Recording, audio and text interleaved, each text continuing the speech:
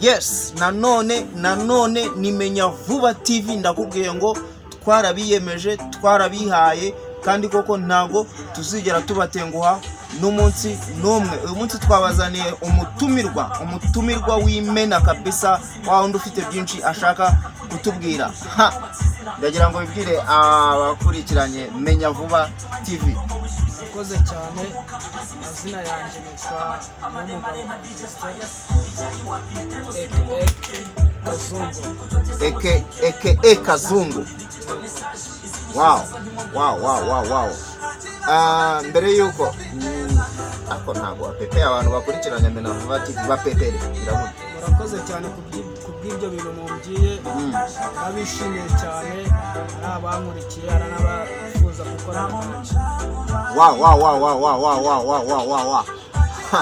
Ko twishimiye kukwakira kuri Menya Vuba TV, turakwishimiye cyane.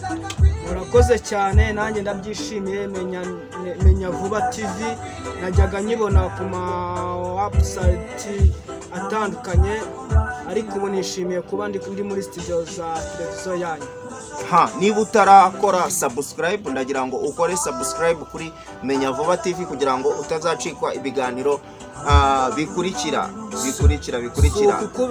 Ukukubeshya ubu aka kanya namaze gushyiraho Supagro. Washyizeho Supagro. Wakunze kuvuga ko bakwita Kazungu, Kazungu. Ntabwo nsibiye muri ya mazina y'ababyeyi bawe. Ese umujyi wa Kigali wo winjiyemo byari kuko wenda ushobora kuba nkeka ko utari kavukire? Nk'uko mubimbyiye cyangwa nk'uko mubivuze, nishimiye kubw'icyo kibazo mumbajije. Njyewe ndi urubyiruko cyangwa se ndi umwana mutoya, mfite byinshi ntekereza gukora, ariko byabaye ngombwa ko ntabikorera mu ntara iwacu. Njyewe ninjiriye umujyi wa Kigali mu mwaka w'2017, ndabyibuka neza, ni mu kwezi kwa kabiri, ku itariki ya mbere kwa kabiri nibwo naraye i Kigali. Nibwo waraye i Kigali. Ese aka kanya ufite imyaka ingahe?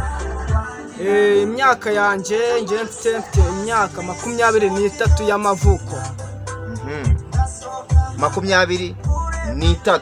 Ese ikibazo cy'amatsiko nshaka kukubaza, urarota gukora iki mu bihe bizaza? Ese ni ikihe kintu wumva cyazatuma ugirira abanyarwanda akamaro? Ni iki ubona ku ruhande rwawe cyazatuma koko wubaka u Rwanda rukaba rwiza kurusha uko warusanze? Impano yawe ni iyihe? Ni iki uteganya gukora mu bihe bizaza?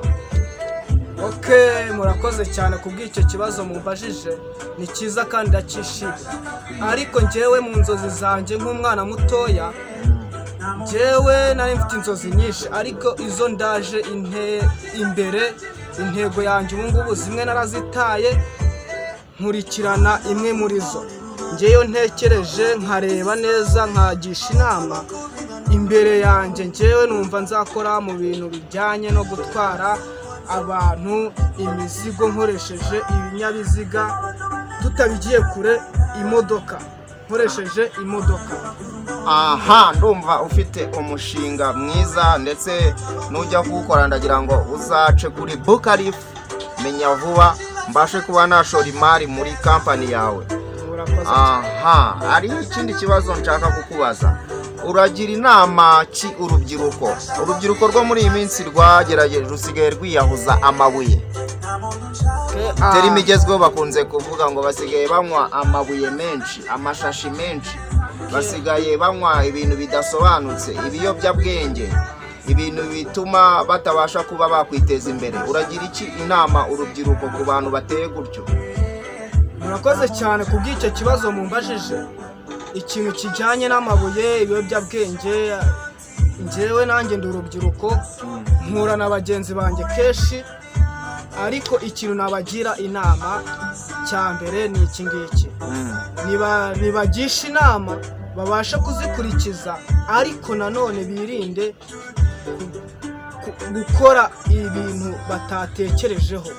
Njyewe nahuye n'abantu benshi bangira inama bangira inama zihuje n'ibyifuzo byanjye, bangira inama zihuje n'ibyifuzo byabo, ariko ku bwanjye njye nabashije gukurikiza. Ese wa muntu wangiriye inama y'ikintu njye nshaka kugeraho ni nziza, hari uwambwiye ko ari nziza kurushaho iteye imbere nk'uko njye mbyifuza, ariko nibakore birinde ibiyobyabwenge, bibuke ko u Rwanda rwacu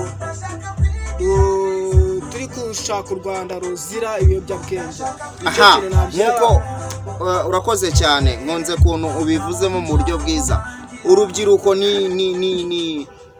niho hazaza hacu, niho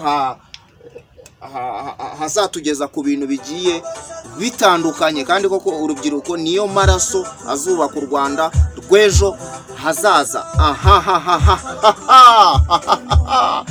Bukarifu Kazungu Kazungu, ndagira ngo ubwire n'igiki wabwira abanyarwanda, n'igiki wabwira abantu bakurikiranye Menya Vuba TV usezera, nihe manuro wabwira urubyiruko? Ndagira ngo bisubirize hamwe byose nta kintu usize inyuma. Murakoze cyane kubw'ibyo bibazo bibiri mumbajije.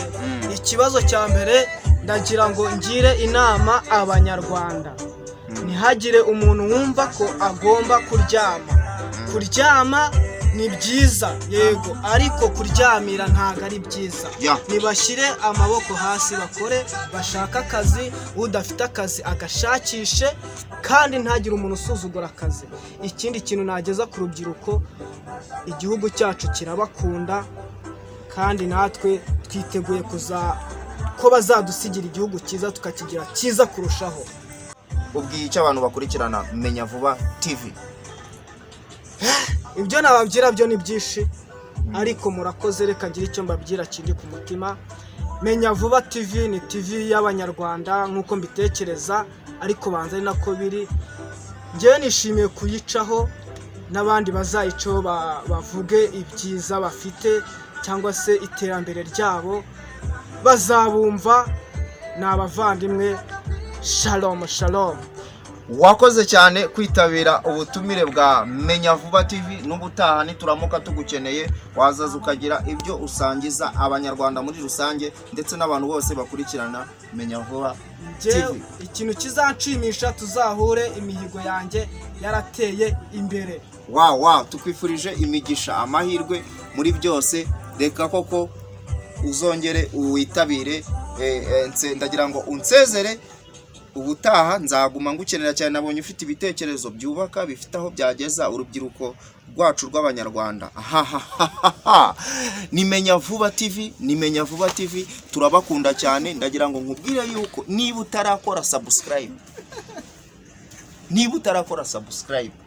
urimo uracika ibintu byinshi cyane. Kora subscribe ku kantu urakaza kukabona ugakandeho, ukore no kunzogera iri ku ruhande, kugira ngo uzajye ubona ibiganiro bizagenda bikurikira, kandi ko kugume unaryoherwa, unaguma uduteza imbere cyane. Ni Menya Vuba TV, turabakunda cyane. Turashimira cameraman uburyo yitanze n'uburyo kabisa yakoresheje ubushobozi bwe bwose, kandi koko tugashimira na Kazungu wemeye kuduha ubutumire bwe. Tumwifuriza imigisha y'ibintu byose azakora mu bihe bizaza, kuguma amererwa neza. Ni Menya Vuba TV, twarabihaye, twarabiyemeje, kandi koko ntabwo tuzigera tubatenguha n'umunsi n'umwe. Reka tubonane aho ubutaha.